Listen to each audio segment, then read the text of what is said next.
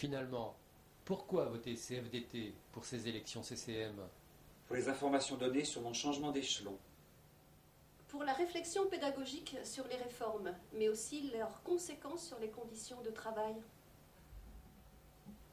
Pour rappeler les règles à l'institution, lorsque les directeurs les oublient.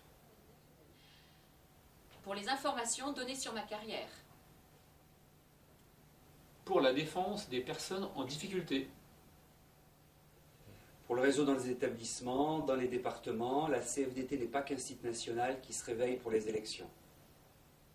Pour faire pression sur l'inspection académique et le rectorat pendant le mouvement, qu'ils fassent respecter les textes réglementaires.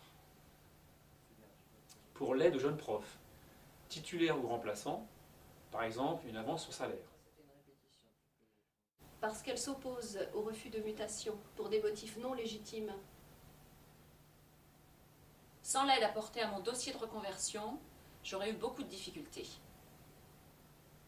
Pour son indépendance et son sens du collectif au service des individus.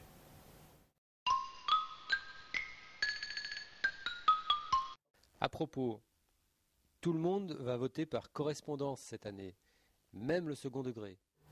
On va vous montrer le vote par correspondance. On est habitué en premier degré. Tu parles pour toi, il y a plein de profs pour qui c'est une grande première.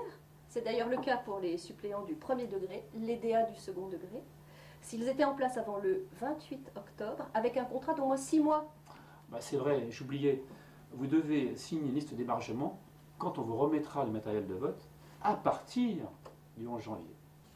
Vous commencez par mettre votre bulletin dans la première enveloppe. Vous la refermez. Le vote est anonyme. Ensuite, vous glissez cette enveloppe dans la seconde, sur laquelle vous inscrivez votre nom, votre prénom, l'établissement, et vous signez. Elle permet de déterminer le nombre de votants par établissement.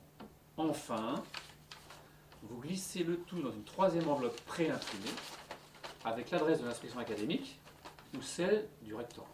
Attention, les bulletins de vote doivent arriver au plus tard le 28 janvier. Un conseil, votez dès que le matériel est là. Et si les profs sont absents, grippés ou en congés parentaux, par exemple? Eh bien, le directeur se charge d'envoyer tout matériel de vote. Bien. Alors, n'oubliez pas d'aller voter. CFDT. CFDT.